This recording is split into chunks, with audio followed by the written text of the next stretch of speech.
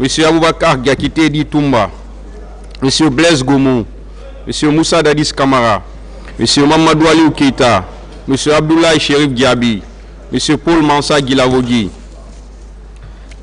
les partis civils, M. Ouri Bailoba, Mme Aïssatou Bari et plusieurs autres, la Fédération internationale des ligues de droits de l'homme, FIDH, l'Organisation guinéenne de défense des droits de l'homme et du citoyen, OGDH, l'Association des parents, victimes et amis du 28 septembre 2009, AVIPA, M. Moussa Dadis Kamara, venez à la barre s'il vous plaît.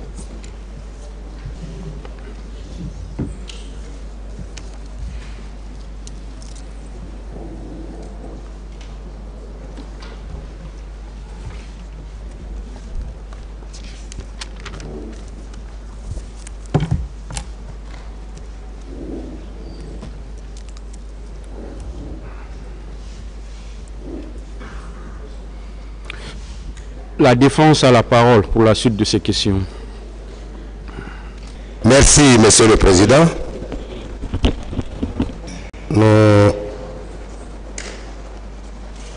Hier, Monsieur le Président, Moussa Dadis Kamara, quand je continuais à vous poser mes questions, nous avions parlé des 22 millions de dollars. Vous l'avez répondu. Donc ce matin, on ne parlera plus de ça. Et nous avons reçu communication d'un nombre de pièces par les avocats de Diakité Toumba. Dans ce lot, ils ont produit les explications de l'aide de camp de M. Toumba Diakité. Moi, je voudrais savoir, est-ce qu'un aide de camp a droit encore à un autre aide de camp?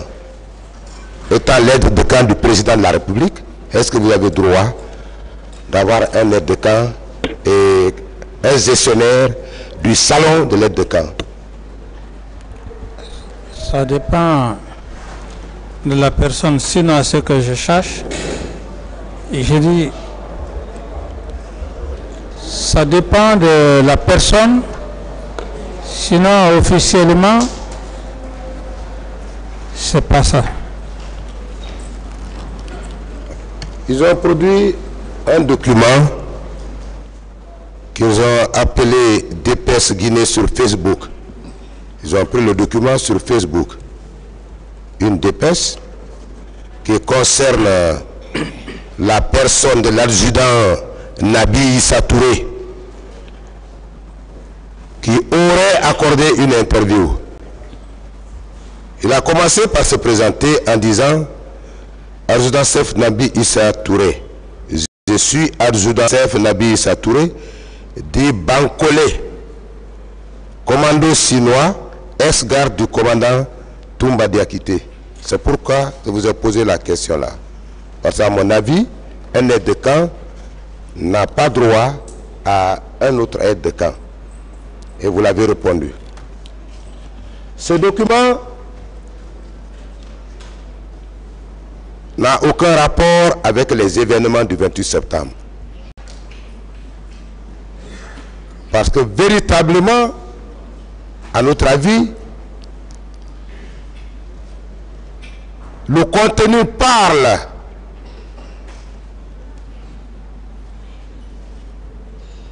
de l'après-fusillade qui s'est produit au camp Makambo.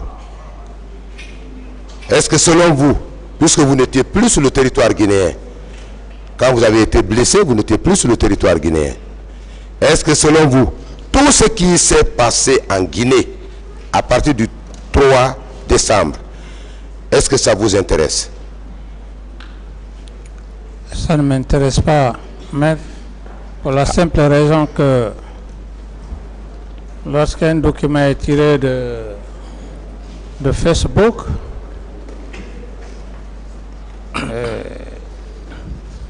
à ma connaissance, je n'accorde pas de l'importance, j'accorde de l'importance par rapport à la justice, l'instruction, les juges d'instruction. Merci, Monsieur le Président. Je voudrais vous poser une question par rapport à la gestion des corps. On a entendu à cette barre qu'il y aurait eu une fosse septique. Est-ce que depuis le début de ce procès jusqu'à maintenant, on vous a donné l'immatriculation d'un camion qui aurait donné ses corps à une fosse commune? Non, maître. Je crois que ça n'a jamais été prouvé ici. On vous a même dit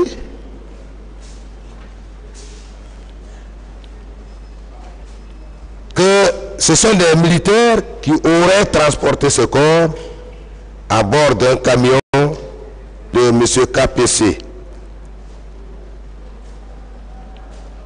Et précisément, départ du camp Samori, destination imprécise. Monsieur le Président, est-ce qu'il était de votre mission de vous occuper de ce corps, vous, Président de la République, au moment des faits? Non, maître. On vous a parlé du nombre de corps. Je voudrais vous informer que le chiffre des 157 corps dont un des avocats de la partie civile a fait état hier a été créé par M. Madi Ousso, président de l'OGDH. Et à ce titre, a fait voyager plusieurs des siens, ces 10 ans victimes à l'étranger. La question qui se pose,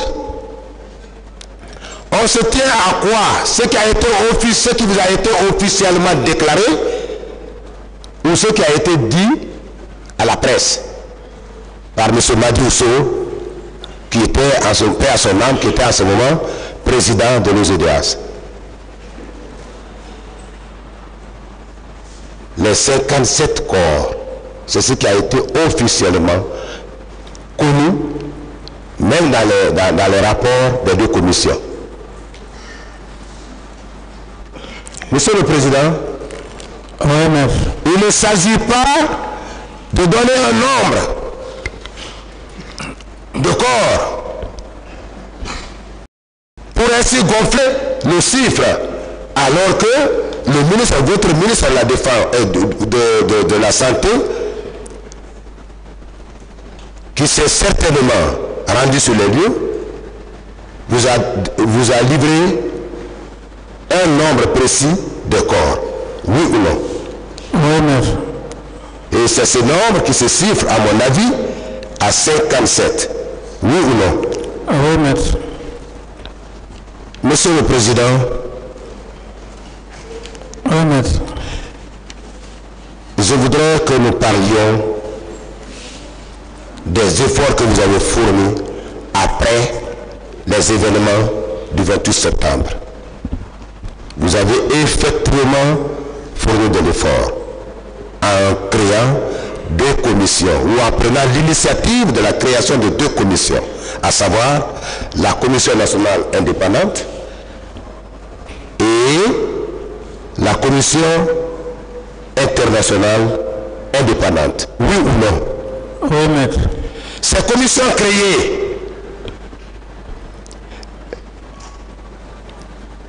étaient en vue de mener des enquêtes, oui ou non? Oui, maître. Est-ce que vous savez que l'UTT, le travail de ces deux commissions, nous serions là aujourd'hui, ce sont les procès-verbaux de ces deux commissions qui ont été produits et versés au dossier. Est-ce que vous le savez?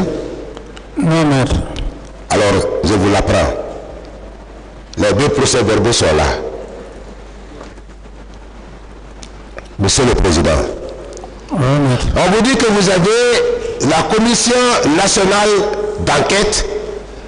Les Guinéens n'avaient pas confiance à la Commission nationale d'enquête. Ils sont allés jusqu'à préciser en vous disant que les Guinéens, victimes des événements du 28 septembre, refusaient de se présenter à cette commission. Est-ce que cela est votre faute? Non, maître. Est-ce que si vous n'aviez pas la volonté d'éclairer et d'entreprendre une poursuite judiciaire, vous auriez créé cette commission? Non, maître.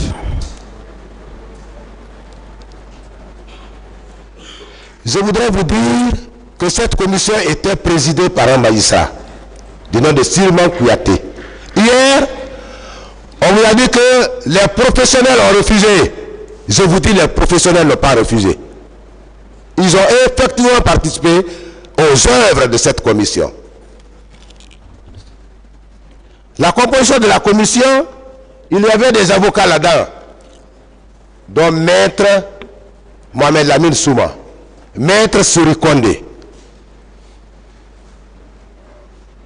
Maître Serif. Ils ont tous participé aux travaux de cette commission, ayant abouti à l'ouverture de ce procès. Monsieur le Président, Oui, maître. est-ce que vous ne pensez pas qu'il s'agit de l'anathème qu'on voulait bien perpétrer sur votre personne? Oui, maître. On vous a dit pourquoi la police n'a pas travaillé. Est-ce que vous savez bien que vous n'aviez pas besoin d'informer un procureur ou un OPJ d'ouvrir une telle enquête s'il y avait lieu, étant donné que c'est leur mission? Dès la commission d'une infraction, on n'a pas besoin de les interpeller à l'effet de procéder à l'ouverture d'une enquête. Vous le savez? Non, maître. En tant que professionnel de droit, je vous l'apprends. Monsieur le Président, je vous l'apprends. Dès lors que monsieur le procureur a connaissance de la commission d'une infraction, ou les officiers de police judiciaire des lieux de la commission d'une infraction, si vous ne le savez pas, une ouverture, une enquête est ouverte aussitôt. Si ces autorités n'accomplissent pas leur mission, on peut vous reprocher de n'avoir pas mis en mouvement l'action publique, alors que cela ne doit pas être de votre initiative, Monsieur le Président. Tout à fait, maître. On vous a dit également que pourquoi vous n'avez pas été auditionné par la commission. C'est vous qui allez, est-ce que c'est vous, selon vous, c'est vous qui devez appeler la commission à l'effet de venir vous auditionner? Selon vous? Non, maître. J'ai dit non. Non, maître. Pourquoi? Oui ou non, c'est parce que cette commission est indépendante, elle est souveraine. Oui ou non? Oui. Oui ou non, les missions de ces 2 commissions étaient définies préalablement? Oui, maître. En ce cas, est-ce que vous aviez le pouvoir, sinon le droit,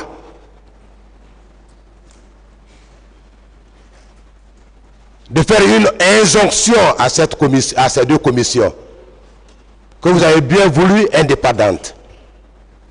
Tout à fait, maître.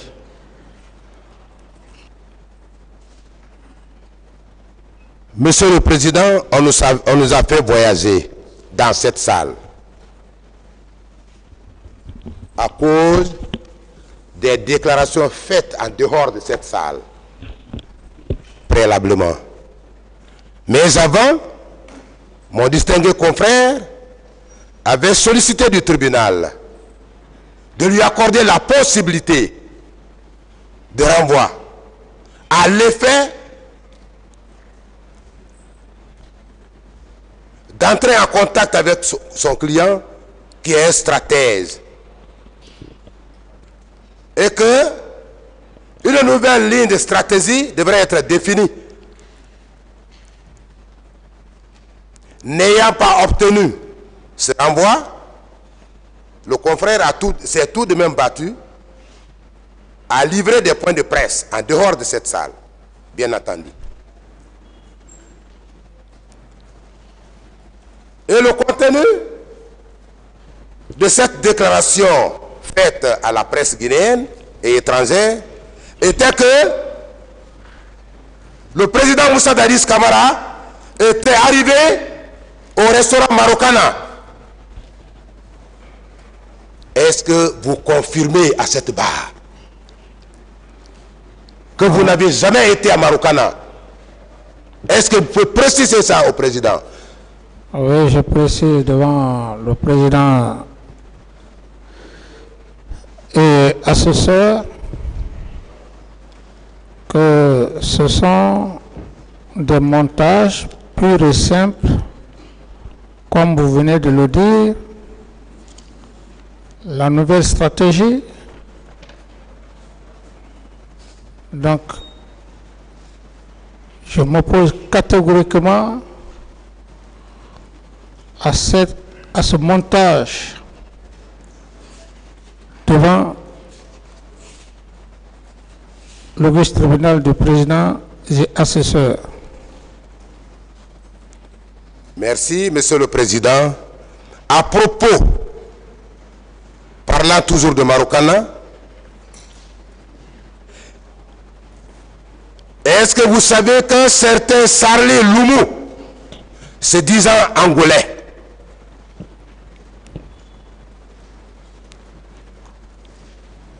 a fait une déclaration comme pour dire qu'il était un de vos agents secrets? Est-ce que vous l'avez appris? Oui, maître, je l'ai appris.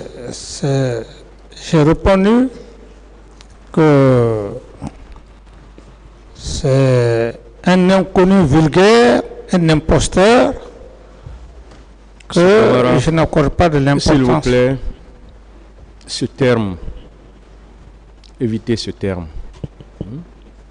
S'il vous plaît. Monsieur le Ce sont des Président, montages, maître. on peut continuer? Allez-y. Ce sont des montages. Parfait. Je vais vous lire un passage. Il y a un prétendu procès verbal de transcription. Je dis bien un prétendu procès verbal de transcription. Dans la tentative de vous créer des ennuis,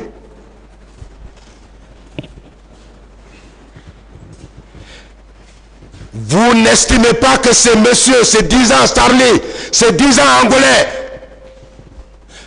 a été fabriqué pour vous nuire? Tout à fait, maître. Je vous apprends qu'il n'est même pas angolais, il est plutôt congolais.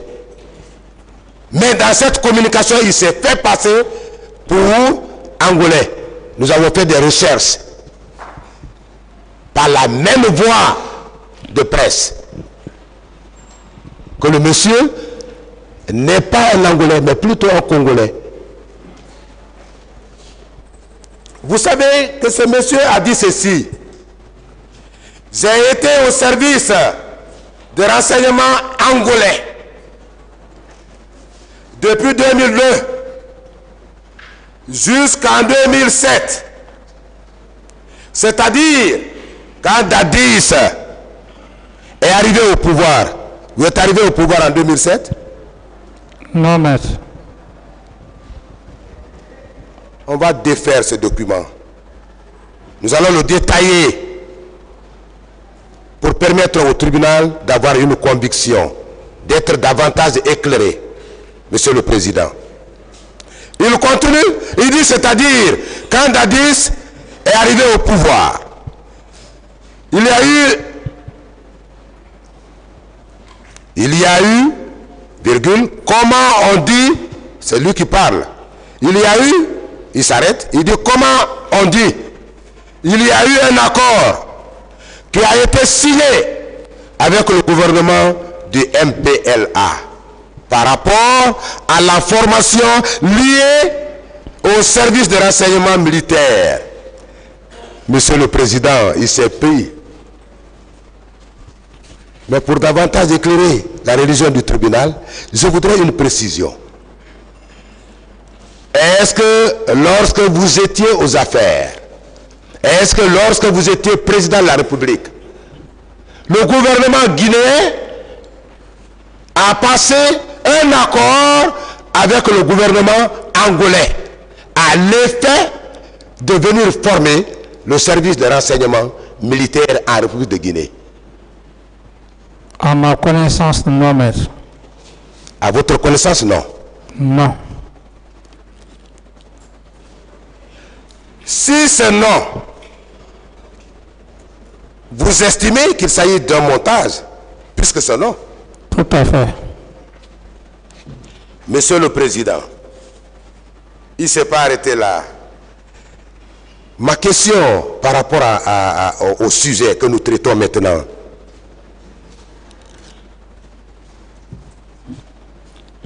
lorsque votre contradicteur n'a pas baissé les bras, vous ne devez pas baisser les vôtres. Vous devez aller jusqu'au bout dans votre défense.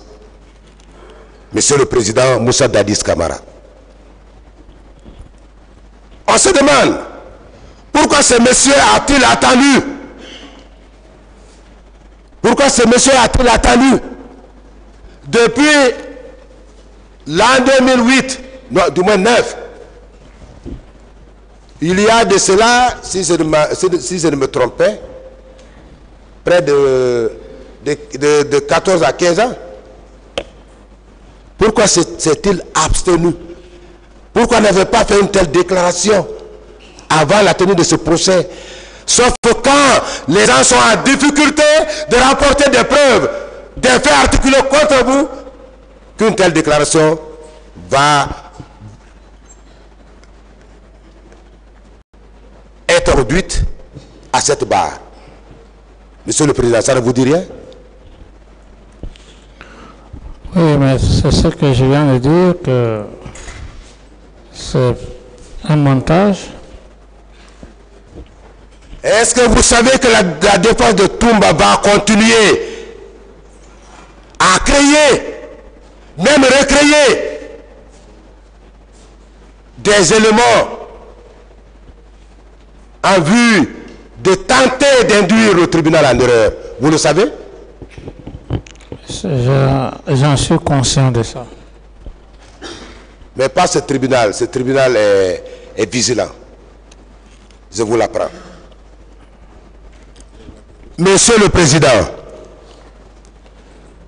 est-ce qu'un seul accord, puisqu'ils ont pris soin de prendre un huissier à l'effet de dresser ce prétendu procès verbal de transcription, est-ce qu'ils ont produit au débat ici l'accord dont s'agit?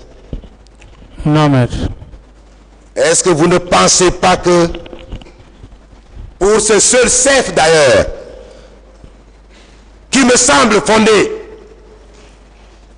Monsieur le Président Dadis, ils ne se sont pas fait piéger? Tout à fait. Ils n'ont pas mis à nu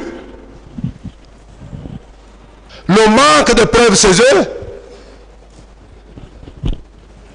Tout à fait. Lorsque deux États font un accord, deux États font un accord, oui ou non,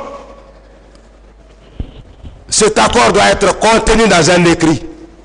Tout à fait. Est-ce que selon vous, si cet accord a effectivement été réalisé, les éminents confrères qui assurent la défense de M. Toumba Diakité ne l'auraient pas produit? Tout à fait. Ils auraient produit pour pour asseoir la conviction du tribunal par rapport au contenu de leur prétendu procès verbal de transcription. Oui ou non, monsieur le président Dadis? Oui. Ne l'ayant pas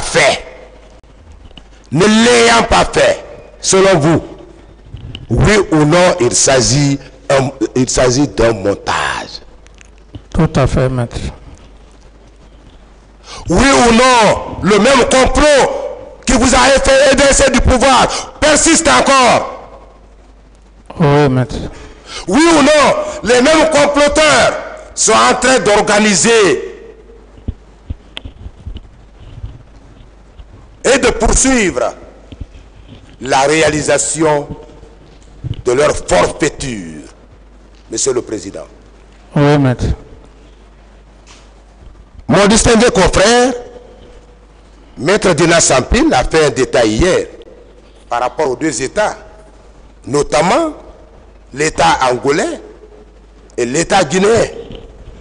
Comment l'État guinéen, à travers le premier président de la République de Guinée, paix à son âme, feu Ahmed Sékou Touré, le peuple de Guinée a participé à la décolonisation, à la lutte de l'indépendance de l'État angolais.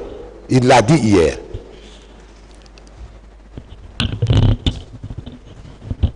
Il l'a dit hier. Est-ce que selon vous, qu'est-ce que la Guinée a envié à un État comme Angola à l'effet de venir former ses agents secrets? Ça n'a jamais existé, maître. Pour vous dire que c'était dans une intention nuisible, dans une intention destructive, que le nommé Sarli a soutenu que vous n'avez jamais été à la présidence. Dans son écrit, hein, il dit que vous n'avez jamais été à la présidence. Il va jusqu'à dire que vous n'avez jamais dormi, vous n'avez jamais passé la nuit à la présidence. Il va jusqu'à dire que ce jour-là, tout ça pour jeter l'anathème sur vous. Que ce jour-là, le président Dadis est sorti avec lui et que c'est Granco qui le conduisait, qui était au volant et qui vous conduisait. Je veux savoir si Granco vous a conduit le 28 septembre, celui qui est censé être à Manéa, monsieur le président. Je ne sais pas si vous m'avez compris. Bien. Je voudrais savoir si cela était possible. Quelqu'un qui était à Manéa, s'il pouvait vous conduire ce jour, étant à Conakry, pour arriver à Marokana. Maître, vous avez besoin de développer. C'est très intéressant pour asseoir la conviction du tribunal, monsieur le président. Vous savez, maître, comme je l'ai dit devant le tribunal, que ce sont des montages. Vous-même, vous l'aviez dit, la nouvelle stratégie consiste à faire croire au tribunal que les documents qui viennent de produire, c'est effectivement vrai, alors que ce n'est pas vrai. Et je dis une seule chose. Si c'était réel, après plus de 12 ans, j'estime que l'exposé de leur client, Aboubakar Toumba, aurait dit clairement, aurait donné des précisions. Mais c'est après tout, et si j'ai bonne mémoire, il aurait dit après 72 heures. Ce sont des montages, maîtres, purement et simplement. Et comme vous le dites, la stratégie continue.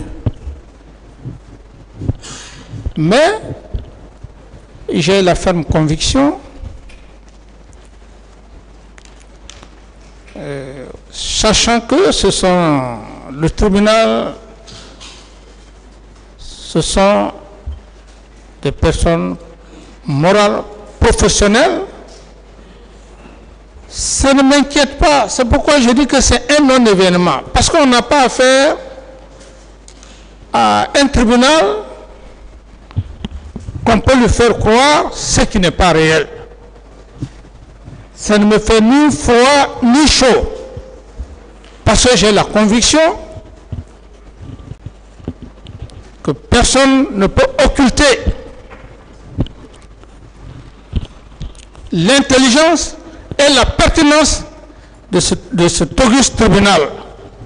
Quelles que soient les belles phrases de Voltaire ou je ne sais quoi, j'ai la conviction.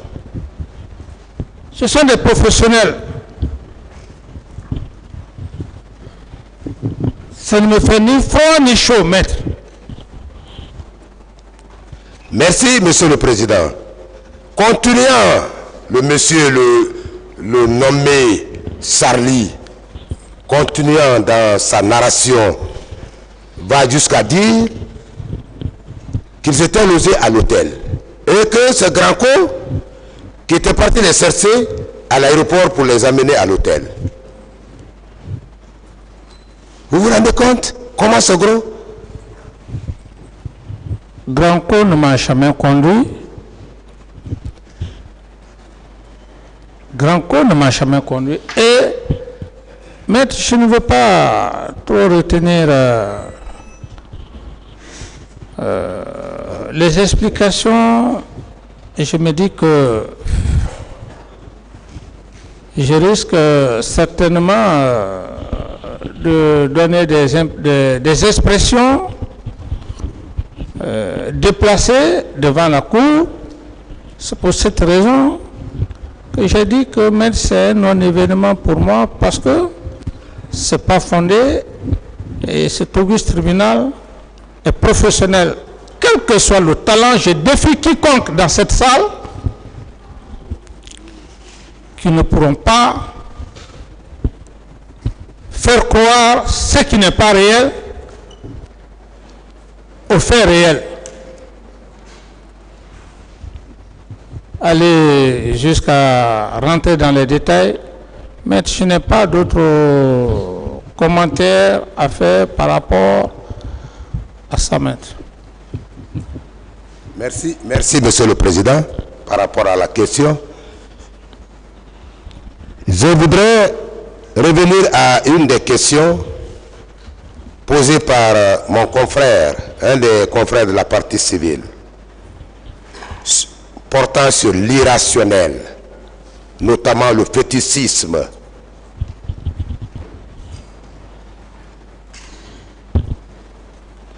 Je voudrais juste vous demander, est-ce qu'en vous demandant sur le fétichisme,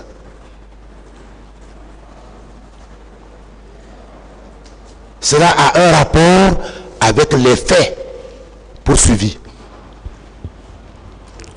Maître, je crois qu'à ce niveau, l'objectif recherché par rapport à toutes ces calomnies, ces diffamations, c'est juste le motif de dénigrement. Ça n'a aucun rapport par rapport aux faits pour lesquels je suis devant le tribunal. L'objectif recherché, ternir mon image, me dénigrer, mais seul Dieu, quand on se décide de porter préjudice à une personne et que Dieu ne le veut pas, Dieu aussi passe par l'entremise des hommes sincères aguerris pour établir la vérité, maître. Merci, Monsieur le Président. Par rapport à la réponse que vous venez de nous donner, on vous a également amené sur les accords de Ouaga. Accords entre guillemets de Ouaga. Selon vous,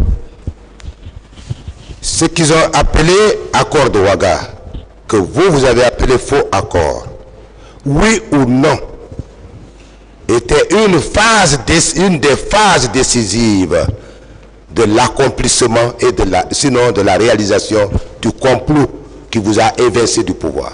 Oui, maître. Parlant des victimes de viol, selon vous, lorsque une personne est victime d'un quelconque fait pénal et que une commission, comme ce fut le cas des événements du 28 septembre, une commission a été installée à l'effet d'auditionner, de recevoir chaque victime. Selon vous, parlant des cas de vol, ces victimes-là devraient être les premières dans la précipitation totale de se rendre devant la commission d'enquête nationale ou internationale, oui ou non? Oui, maître. Vous êtes victime d'une infraction. On crée une institution à l'effet d'enquêter. Oui, maître. S'ils ne le font pas, on peut vous reprocher ça? Aucunement pas. De là, on est arrivé à la situation des issues. Une issue serait située derrière votre appartement. Vous avez été très content par rapport à la réponse que vous avez donnée hier. Vous avez dit, même au village, les cases des parents ont toujours une issue arrière. Oui ou non, vous maintenez cette déclaration? Oui, je maintiens, maître.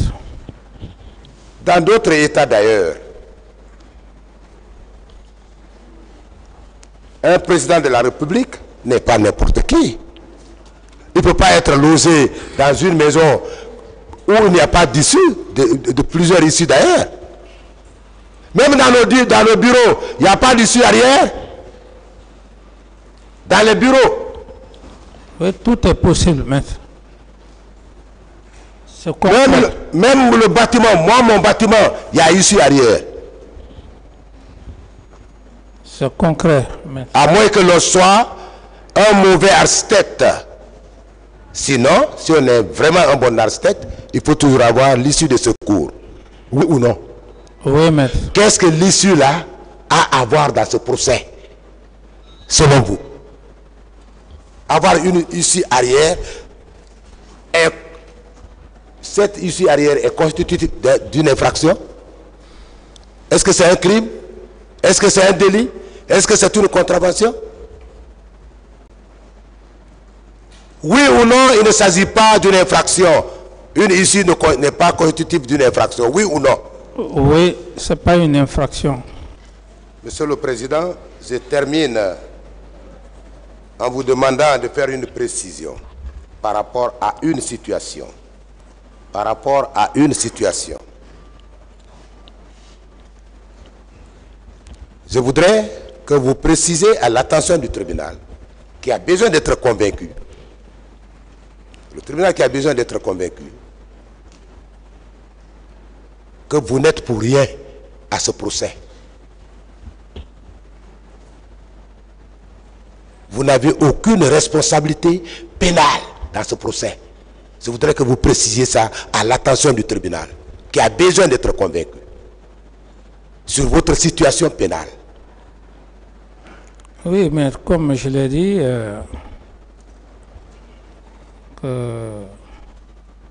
à date d'aujourd'hui, j'ai la ferme conviction qu'en termes pénalement, tout ce que les gens sont en train de dire j'ai la conviction juste de la patience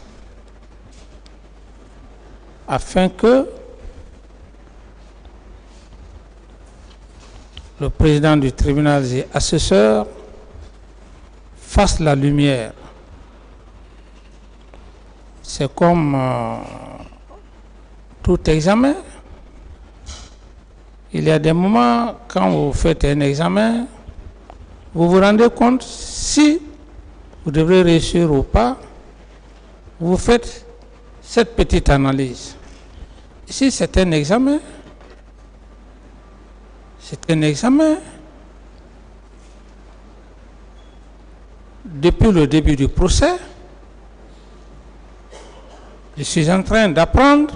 C'est un examen pour moi. Donc, j'ai la ferme conviction que ce tribunal,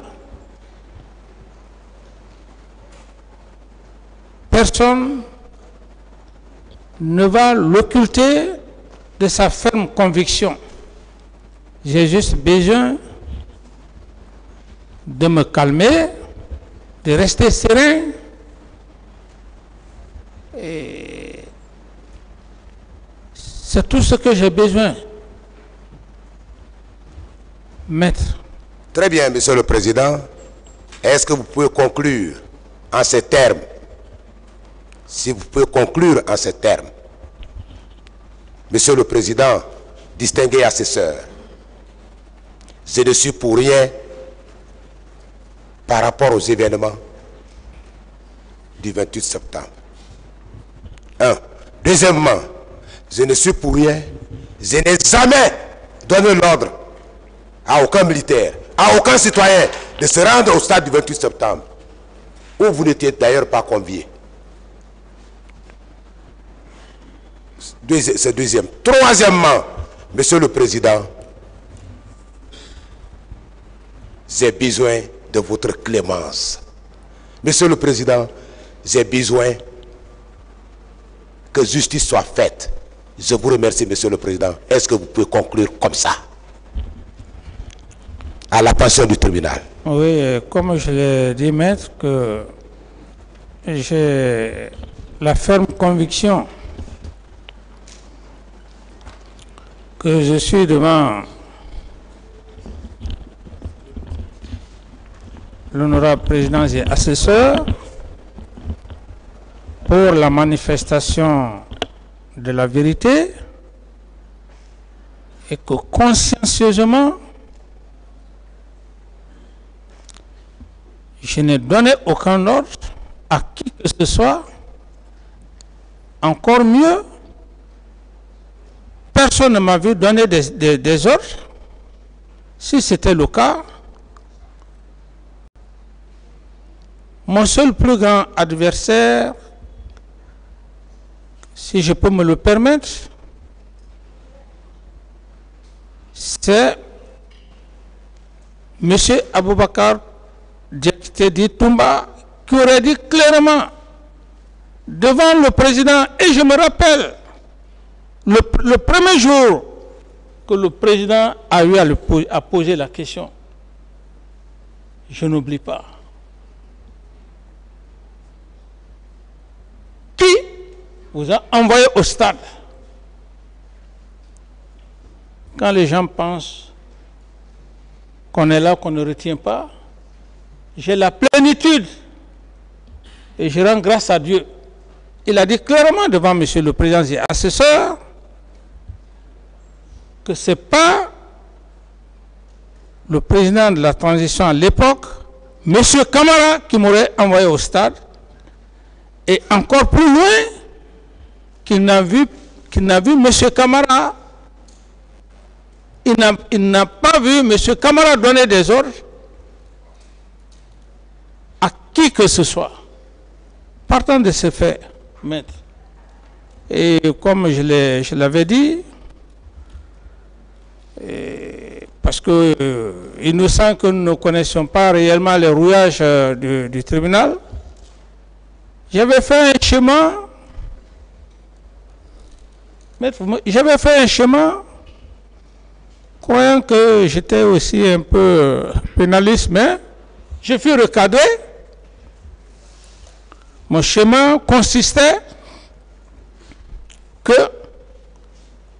je reste dans le cadre, les faits pour lesquels je suis devant le tribunal, complicité.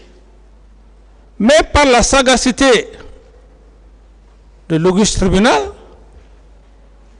je fus recadré. Autrement dit, dans un autre sens, si j'ai voulu rester dans le cadre stricto sensu, ils m'ont fait comprendre que M. Camara, ce n'est pas pour avoir des éléments, le concept dans lequel vous avancez pour dire que de parler d'auteur et de co-auteur, non. Nous sommes là pour la recherche de la vérité. Donc, ce n'est plutôt cette position, mais plutôt l'autocensu. Ça veut dire qu'on peut prendre toutes les questions afin que leur religion soit éclairée. D'autres questions? Merci, Monsieur le Président, Messieurs les assesseurs. Monsieur Camara. Oui, maître. Je ne vais pas prendre tellement de votre temps. Je vois que vous avez l'air un peu fatigué. Mais on va parler. Je n'ai pas compris, maître. Je dis, je ne vais pas prendre tellement de temps avec vous parce que je vois que vous êtes un tout petit peu fatigué. Mais on va revenir sur 3 choses essentiellement. La première chose, c'est ceci. On va parler de votre supposée sortie de votre bureau le 28 septembre 2009 par ce qu'on a qualifié d'issue, de porte de secours et même de cachette pour vous rendre, pour être à Marokana, mais dans un tout autre registre, pour montrer l'impossibilité pour vous ce jour-là de sortir sans être vu. On va aller.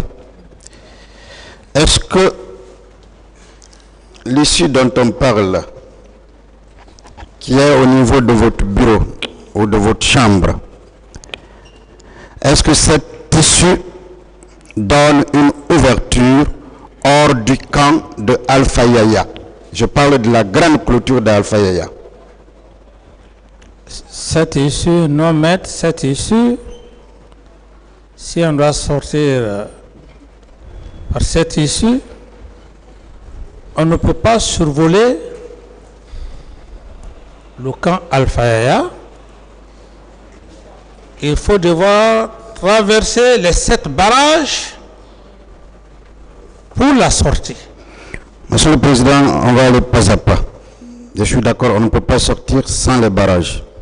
Mais est-ce que l'issue déjà sort dans une cour liée directement à la présidence?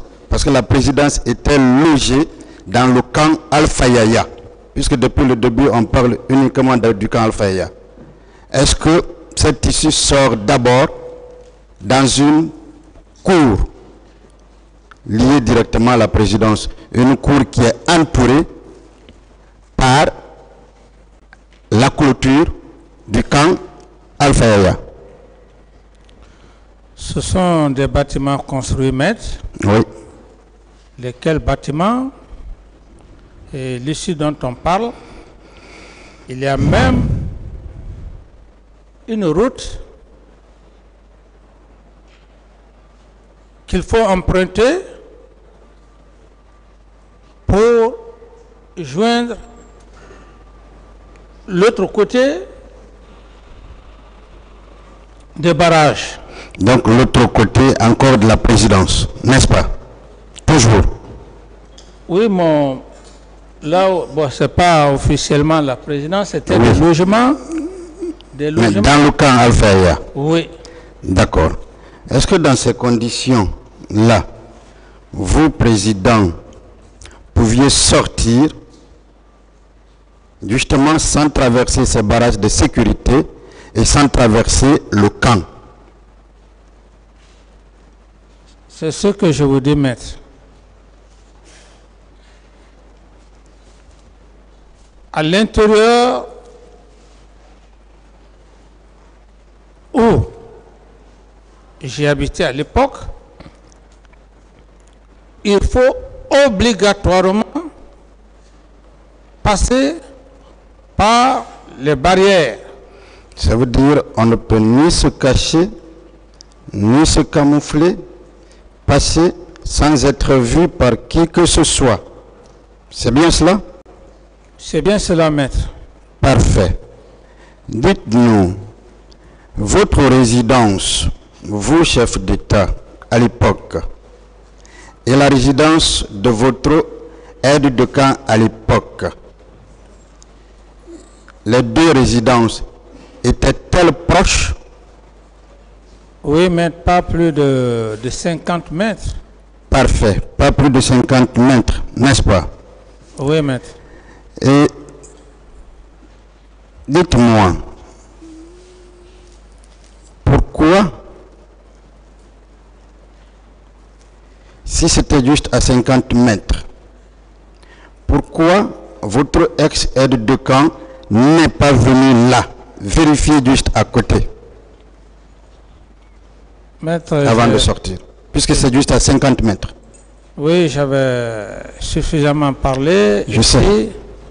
J'ai dit que si mon aide de camp à l'époque n'est pas venu me voir, ou même la personne, d'après ses déclarations qu'il aurait mis là pour dire le président ne doit pas sortir, il ne serait-ce que ce petit temps venir voir, est-ce je suis là? S'il ne l'a pas fait, maître. Justement, à propos de ces personnes-là, qui les nomme?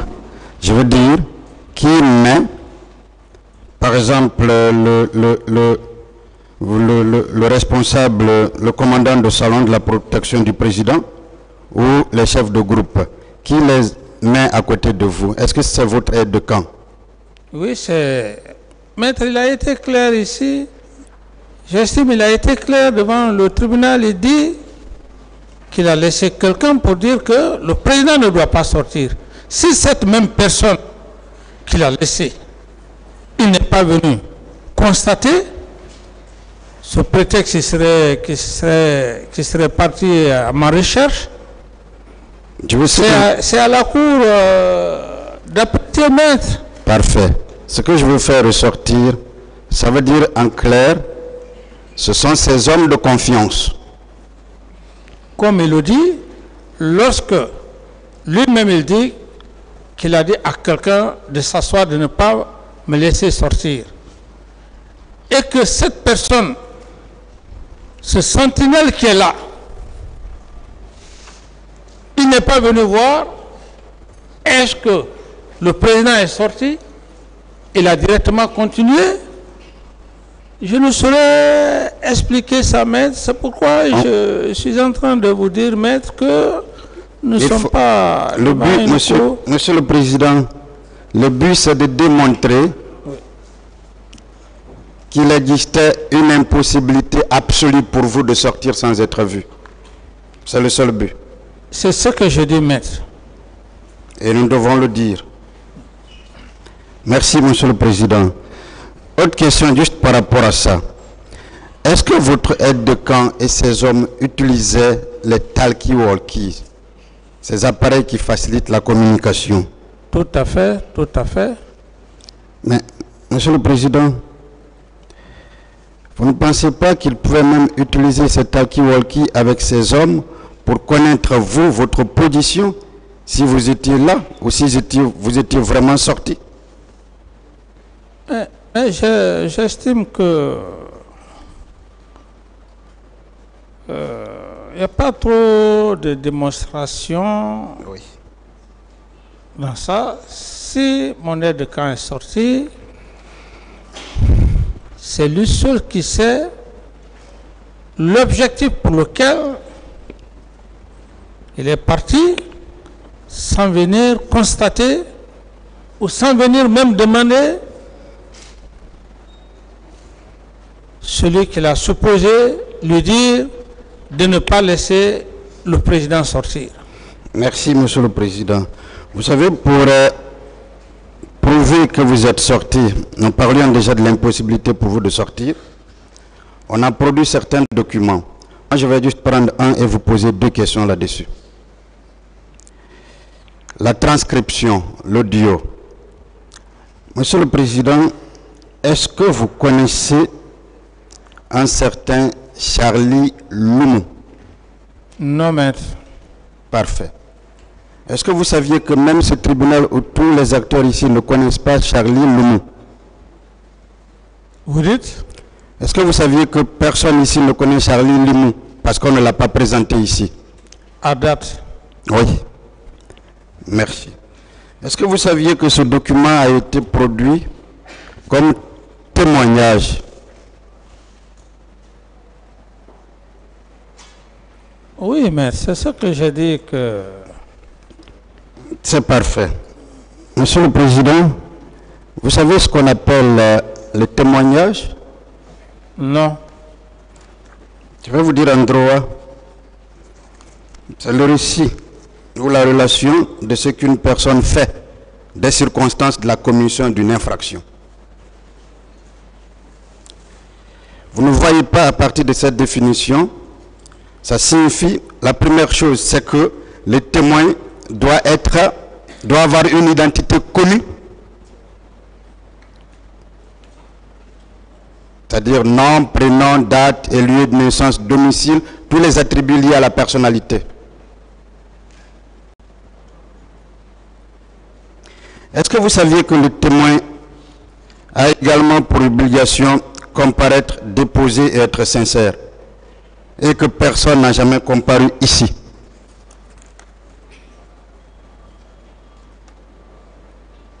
Oui, ça c'est le droit profond, maître. C'est le droit profond, je vous comprends. Mais, Monsieur le Président, alors, puisque Charlie n'est pas connu ici, puisque son identité n'est pas connue, puisqu'il n'a pas comparu, est-ce que ce qu'il dit devrait être considéré par ce tribunal? À mon avis, maître, comme je l'ai dit, je suis devant un tribunal criminel, des pénalistes. C'est votre avis que je cherche justement. Oui, c'est pourquoi j'ai dit que qu'on ne peut pas faire croire à un tel tribunal des affirmations qui ne sont pas fondées, comme vous venez de détailler. C'est un peu gênant. C'est un peu gênant. C'est gênant, n'est-ce pas? D'ailleurs, est-ce que quelque chose peut nous faire comprendre ici que la personne derrière cet audio est appelée effectivement Charlie Loumou?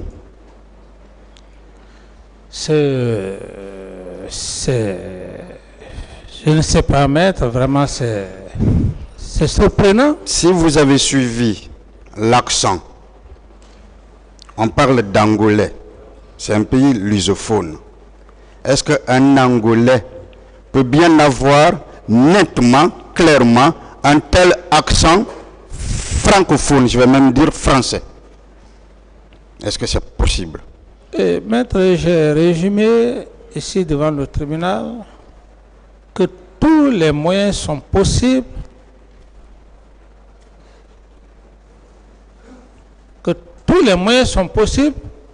par l'adversaire.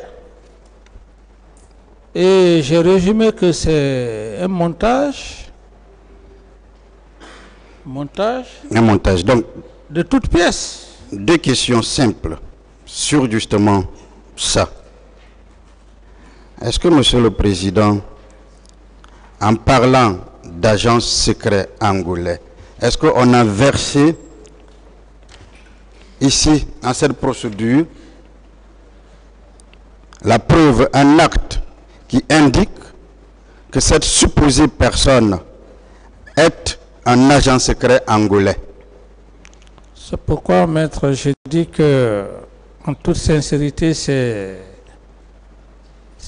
de l'imagination, parce qu'un document entre État et État, mais le ministre des Affaires étrangères, vous ne pouvez pas faire un acte comme ça sans que le ministre des Affaires étrangères ne participe.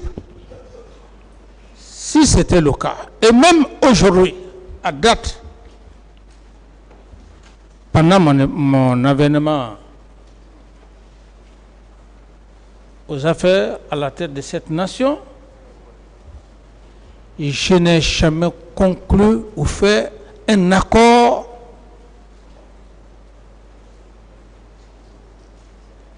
dans ce sens avec la République sœur d'Angola.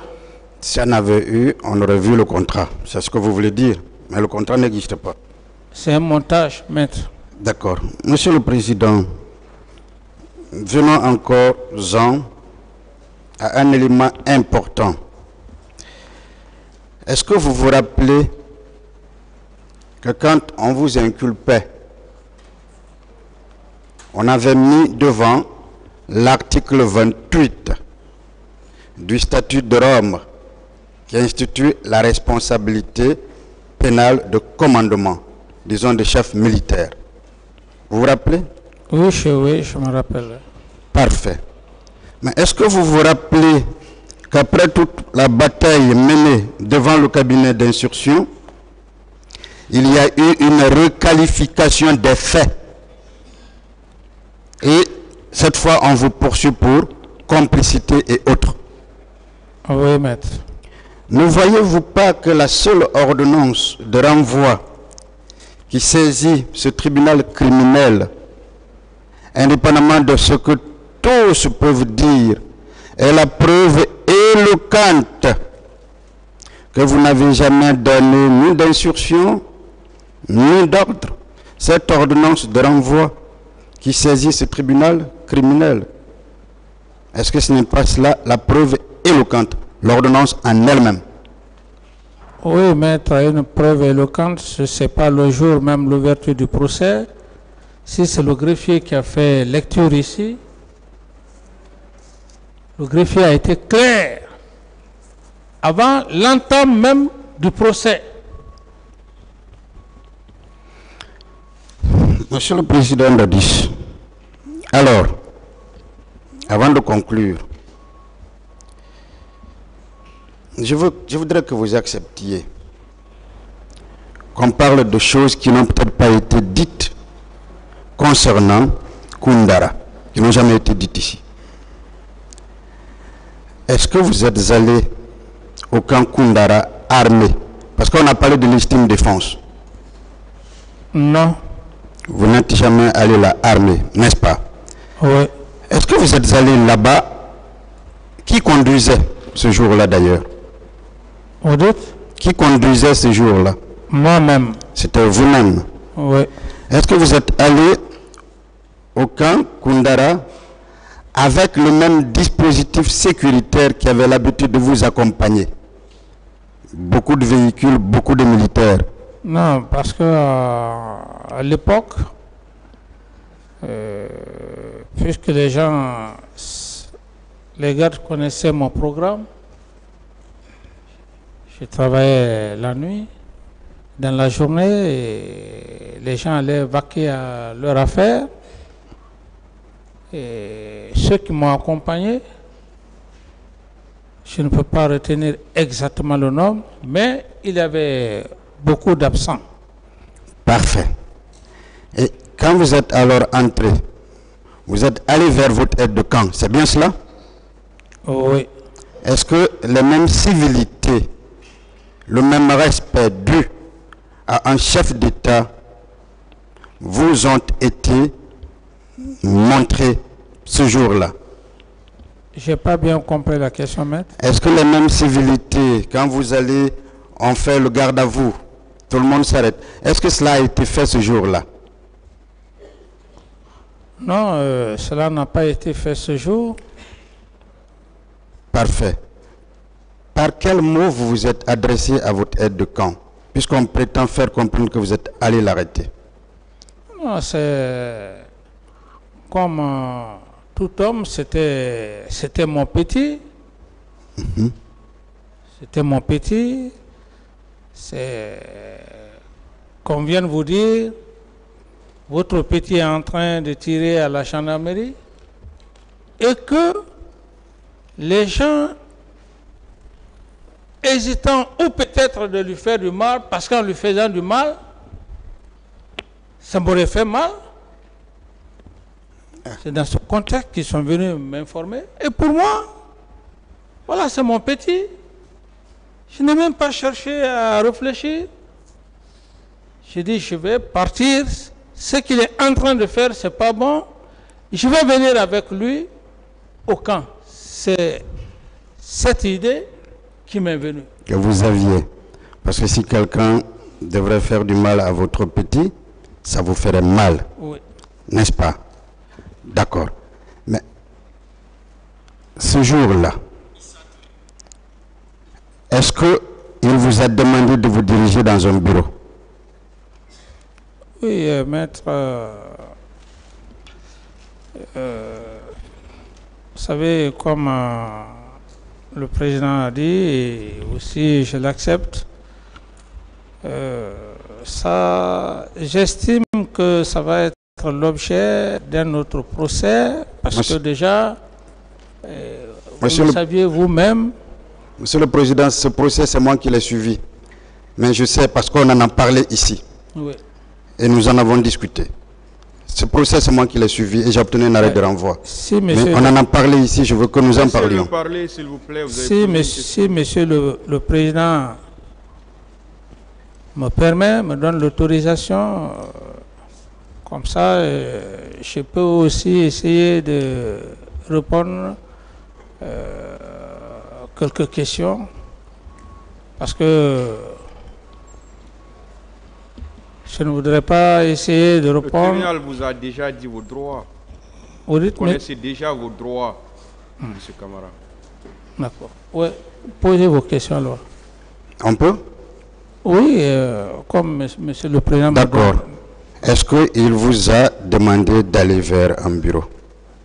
Quelle heure? Est-ce que ce jour, votre aide de camp a demandé que vous rentriez dans un bureau? Oui, d'abord quand je suis arrivé, il n'y a pas eu d'honneur. Moi-même, je l'ai dit. J'ai dit, je peux rentrer ici sans les honneurs. J'ai garé mon véhicule. Et comme il était assis de l'autre côté, je suis allé vers lui. J'ai dit, mais qu'est-ce que vous êtes en train de faire? Ce que vous faites, c'est pas bon. C'est dans ce contexte qu'on est resté. Père à feu Joseph Makambo, il n'était même pas dans le cortège. C'est quand il a appris que je me dirigeais vers Kondara qu'il est venu.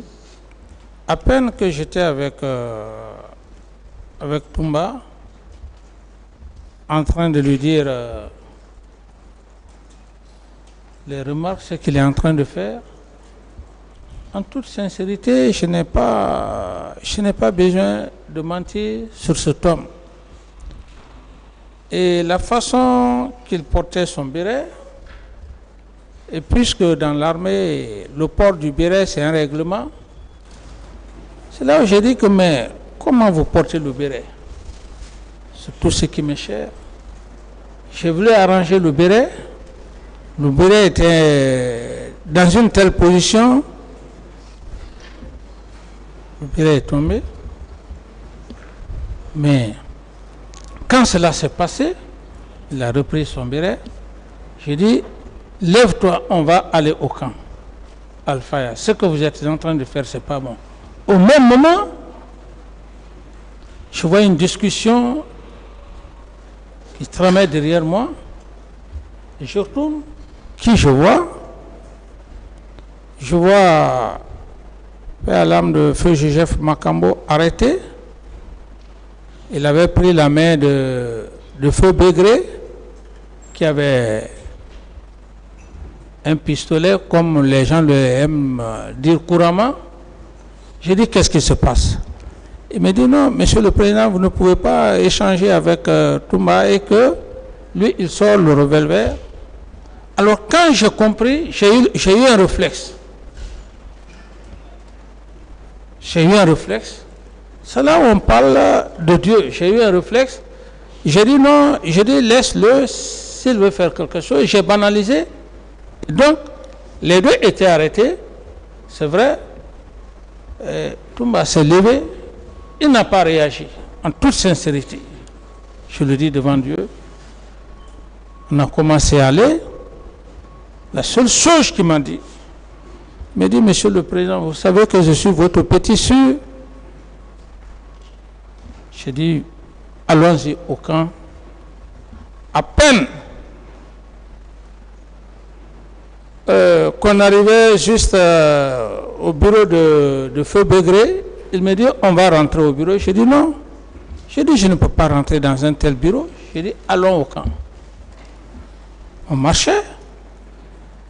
Vous savez, quand vous marchez avec une personne, dès que la personne s'arrête, vous vous rendez compte. Dès que j'ai constaté qu'il s'est arrêté, j'ai tourné la tête.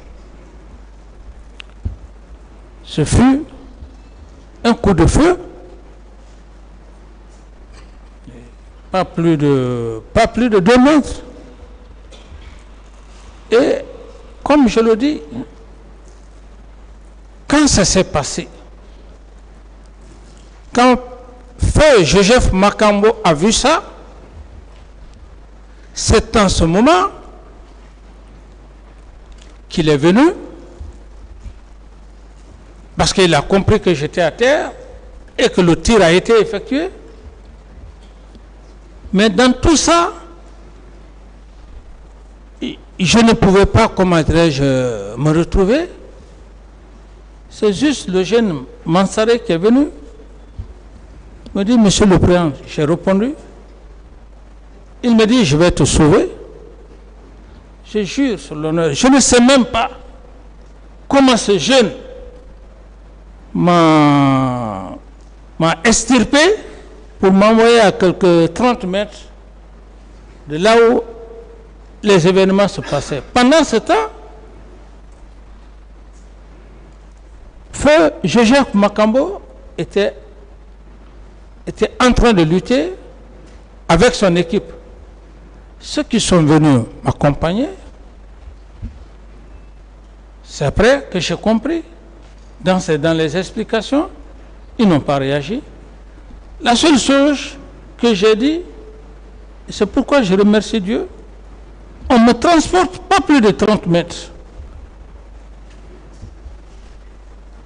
J'ai eu un réflexe sur tout ce qui me cherche. J'ai dit, envoyez-moi au camp Samori. C'est le seul mot que j'ai dit, les Mansarés qui étaient à côté de moi.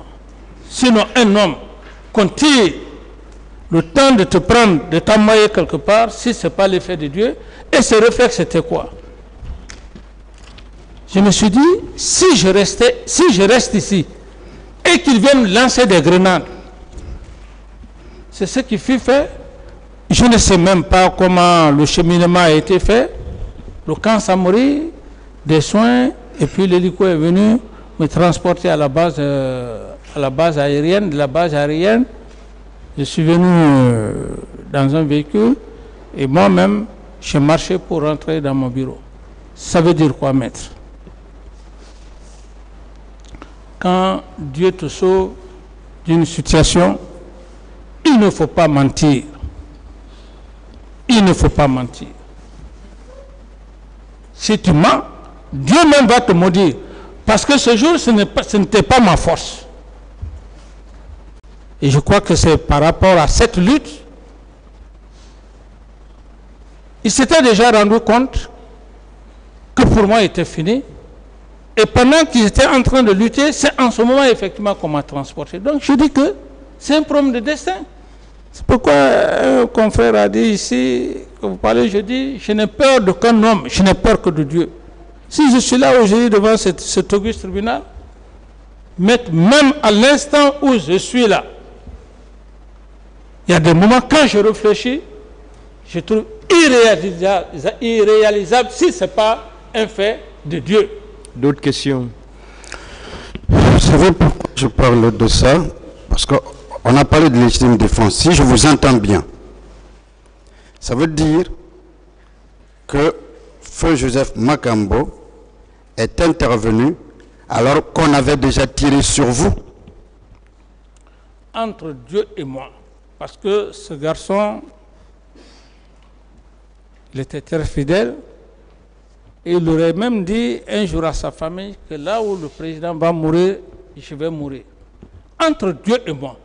Parce que si je suis devant l'auguste tribunal, devant le peuple de Guinée, je ne dois pas mentir. Si je mens, c'est Dieu même qui va me maudire. Une autre question. Ça veut dire que, puisque vous parlez de Mansaré, ça veut dire que ce n'est pas le nommé Marcel qui vous a sauvé, comme il a dit ici publiquement. C'est plutôt, c'est Raphaël. Mais le jeune Mansaré, c'est le jeune Mansaré qui est venu parce qu'il avait, il a eu une formation au Maroc à l'époque. C'était par rapport à la garde rapprochée. D'autres questions? Dites-moi, quel dernier mot vous aviez dit à Toumba, à votre aide de camp, quand il a tiré sur vous? Le seul dernier mot que j'ai pu lui dire, quand il a tiré, j'ai dit, Toumba, tu peux me trahir? Dans ces conditions, Monsieur le Président, entre vous et votre ex-aide de camp, qui a trahi l'autre? Je n'ai pas bien compris. Entre vous et votre ex-aide de camp. Oui. Puisque jusqu'au 3, vous aviez dit que vous l'appeliez mon petit sûr. Et que si quelqu'un lui faisait de mal, ça vous ferait mal. Entre vous et lui, qui a trahi l'autre? Mais, maître, par rapport à la scène que je vous explique, en toute sincérité, c'est Toumba qui m'a trahi. Ça, toute l'armée guinéenne, tout le monde, personne n'osait. D'autres questions? Toumba. Une dernière question, Monsieur le Président, et vous n'êtes pas obligé de la répondre, parce que souvent vous avez des difficultés. Une dernière question à ce propos. Est-ce qu'on vous a dit comment Makambo a été tué? Maître, pour vraiment le respect aussi, pour ne pas terroriser ces enfants, j'ai la chair de poule. Faites un effort. Je ne peux pas l'expliquer parce que ce que cet homme a D'autres eu... questions? Voilà. Monsieur le Président, je vais conclure, disons, dans votre narration ici, le premier jour dans votre narration, vous avez parlé de Marie-Antoinette, cette veuve, femme de roi, qui a été jugée et condamnée parce que son mari roi était roi. Qu'est-ce que vous vouliez dire au tribunal? Monsieur le Président, je peux répondre succinctement à sa question. Allez-y, si vous voulez. C'est un documentaire que j'ai vu.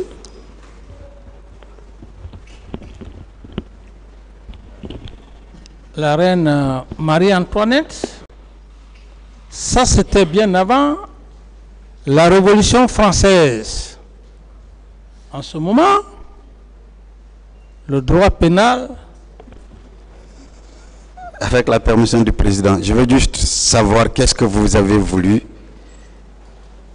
insinuer, faire comprendre en parlant de Marie-Antoinette? Vous aviez déjà raconté l'histoire le premier jour. J'ai voulu faire comprendre au tribunal que c'est parce que Marie-Antoinette était la femme du roi, ou complicité ou bien trahison, qu'elle fut passée à la guillotine. Autrement dit, c'est parce que je fus président qu'on veut faire croire devant le tribunal et au peuple de Guinée et à toute l'humanité que ce qui s'est passé au 28 septembre, je suis responsable. J'ai essayé de faire, comme adresse, Est-ce que la même raison que vous avez voulu faire passer le même jour, en parlant également de le sorte, ce blanc qui a été condamné, jugé, condamné, juste parce qu'il était blanc, alors qu'il n'était pas le seul blanc d'Europe? Oui, les Turcs, lorsqu'on l'a mené à la guillotine, il a dit, est-ce les Turcs est le seul blanc en Europe? Encore toujours pour dire, est-ce tous les chefs d'État qui viennent au pouvoir, est-ce à des moments donnés, dans des situations, c'est parce qu'ils sont chefs d'État que tout ce qui s'est passé, qu'on peut les responsabiliser? C'est l'idée que je voulais donner parce que ce sont Alors, succinctement, concrètement, oui. Vous voulez faire comprendre ici que c'est uniquement parce que vous étiez président à l'époque des faits qu'on est en train de vous juger, et que si on entrait en condamnation contre vous, ce n'est pas parce que vous aviez commis les faits pour lesquels vous êtes poursuivi ici, mais c'est uniquement parce que vous étiez le chef de l'État à l'époque des faits. Est-ce que c'est ce que vous voulez faire comprendre? C'est ce que je veux faire comprendre, maître. Si je suis condamné, sauf que je n'y pense pas, si cela se passait, c'est parce que simplement je fus président, mais pas parce que je serais condamné et qu'il y a des actes pénaux. Alors, être chef d'État ou président n'est pas une infraction en soi. Dernière question peut-être, Monsieur le Président. C'est le 15e jour que vous êtes ici. 15 jours qu'on vous pose des questions. Est-ce que vous pensez qu'au vu de tout ce qui s'est passé, vous avez réussi à date à sortir victorieux, je dis bien victorieux, de cet interrogatoire auquel vous avez été soumis? Jusqu'à maintenant, 14 jours, jusqu'à maintenant, 14 jours, personne n'a déclaré devant le président et assesseurs au vu, parce que nous sommes médiatisés, au vu de tout le monde entier, qu'aucun des accusés n'est venu dire ici à Monsieur le Président et Monsieur le procureur et substitut que Monsieur Camara a été complice avec moi. Ça c'est un. Personne encore n'a dit que je l'ai envoyé au stade et que je lui aurais donné des ordres.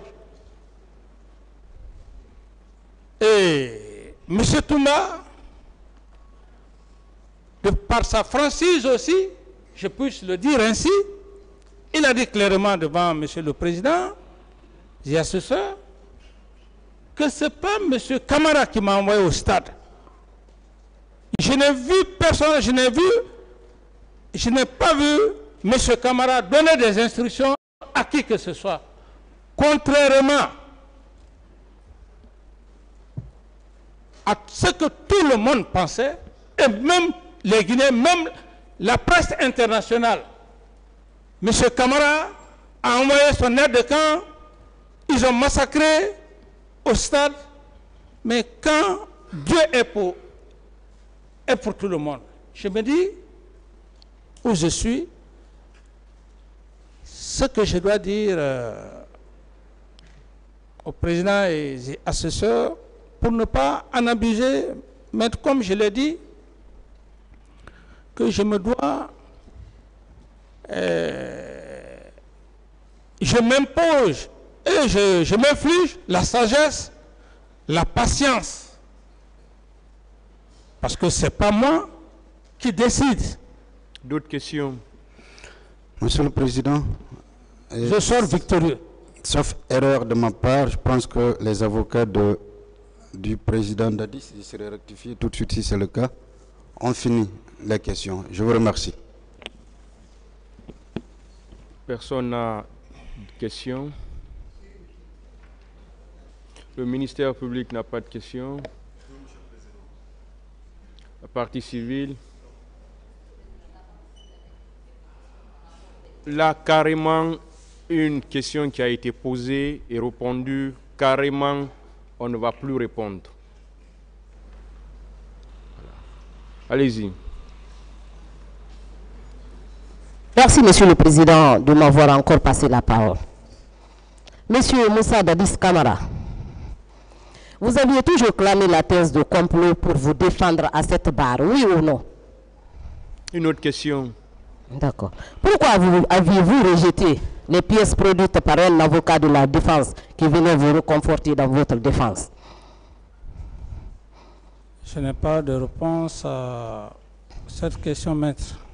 De quoi alors vous avez eu peur lorsque vous lui avez vu venir avec ces pièces? Oui, accepter cette hypothèse, j'en ai suffisamment parlé pendant plus de 15 jours. Maître, je ne saurais répondre vraiment à cette question. Vous êtes libre de ne pas répondre, Monsieur le Président. Vous aviez également affirmé à cette barre que la déclaration de M. Bernard Kouchner, je cite, « Ce n'est pas M. Bernard Kouchner qui est venu au stade pour connaître ces massacres. » Vous maintenez cette déclaration? Je ne réponds pas à cette question. Je maintiens cette déclaration. Une autre question. Est-ce que les personnes auxquelles vous attribuez ces complots, le complot était au stade pour perpétrer ces massacres? Je ne saurais répondre à cette question, maître. Pour nous, Monsieur le Président, avocat de la partie civile, la production par vous de ces pièces ne constitue-t-elle pas un aveu de culpabilité de votre part? Maître, vous êtes libre, vous êtes avocat de la partie civile. Votre position reste votre position. Moi, j'ai fini de parler devant l'auguste tribunal. Je n'ai plus à me répéter, maître. D'accord. Vous aviez également produit au débat ici à la barre 2 pièces. La première pièce, il ressort clairement que Toumba a dit qu'il est allé au stade sur votre instruction. Et la deuxième est celle qui vient conforter votre thèse de complot. Qu'est-ce que vous pensiez de ces 2 pièces? Maître, je dis, encore je réitère, c'est durant tout le temps que j'ai eu à passer ici et la conclusion que je venais de donner, comme l'a dit mon avocat au tribunal, au président du tribunal, si vous n'êtes pas satisfaite, maître, je ne saurais répondre à cette question. Je poursuis. Il y a des sources concordantes qui disent que vous étiez aux environs du stade le 28 septembre 2009. Je veux parler du procès verbal d'audition de partie civile de M. Ibrahima Kamara et le procès verbal de transcription d'une vidéo produite par l'un des avocats de la défense. Qu'en dites-vous par rapport à ces 2 pièces? Une autre question. Est-ce que vous êtes prêt à une confrontation avec M. Ibrahima Bari? Et je n'ai plus de réponse à vous donner, maître. J'ai fini de parler. Je dis que je n'ai plus... Une autre question. Monsieur le Président, je me limite là. Je pense que dans la plaidoirie, nous allons exploiter ces pièces produites qui constituent pour nous un aveu de culpabilité. Je vous remercie.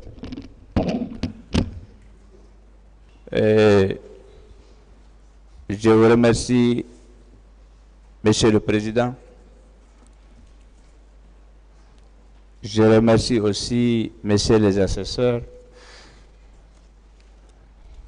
Je remercie les représentants du ministère public. Je remercie mes confrères de la défense. Je remercie aussi mes confrères de la partie civile. Je crois que nous avons tous compris ce que nous devons faire dans ce procès. Ce procès doit se faire dans le calme, dans le respect, dans la courtoisie et dans l'intérêt supérieur de la justice guinéenne et de la Guinée. Pour le collectif que je représente, nous avons été largement édifiés et on n'a plus de questions à poser à M. Camara et je vous remercie. Monsieur le Président. La défense. Je vous remercie, Monsieur le Président. Nous venons de recevoir de la base un commandement qui consiste à ne pas poser de questions en raison de 3 événements majeurs. Le premier, c'est que M. Dadis même dit que personne ne savait qu'il aurait pu tenir 14 jours. Ça veut dire qu'il y a un handicap à la base. Des questions, s'il vous plaît. Deuxièmement, je vous donne les raisons pour lesquelles, Monsieur le Président... S'il vous plaît, si c'est pour dire que vous n'avez pas de questions, vous pouvez le dire simplement. Mais si c'est pour dire des propos à l'encontre de... S'il vous plaît, écoutez-moi, maître. Merci, Monsieur le Président. Écoutez-moi, s'il vous plaît. Si c'est pour des propos à l'encontre de l'accusé présent à la barre, on va vous retirer la parole. Sinon, vous pouvez dire simplement que vous n'avez pas de questions. Ou bien, si vous en avez, vous les posez. D'accord, nous en réservons pour la confrontation, pour ne pas gâter la théorie. Merci. Monsieur le Président. Non. Oui. Nous, en fait, nous n'avons pas de questions. Nous voulons simplement faire observer que les pièces dont fait état notre conseil n'ont pas été produites par les avocats du capitaine Dadis. C'est cette précision que nous voulons simplement apporter. Je vous remercie. De toute façon, le tribunal va apprécier tout ça. Le tribunal appréciera tout ça parce que le tribunal a toutes les pièces. Voilà. S'il n'y a plus de questions, on va demander à M. Camara d'aller rejoindre le box des accusés. Merci, Monsieur le Président.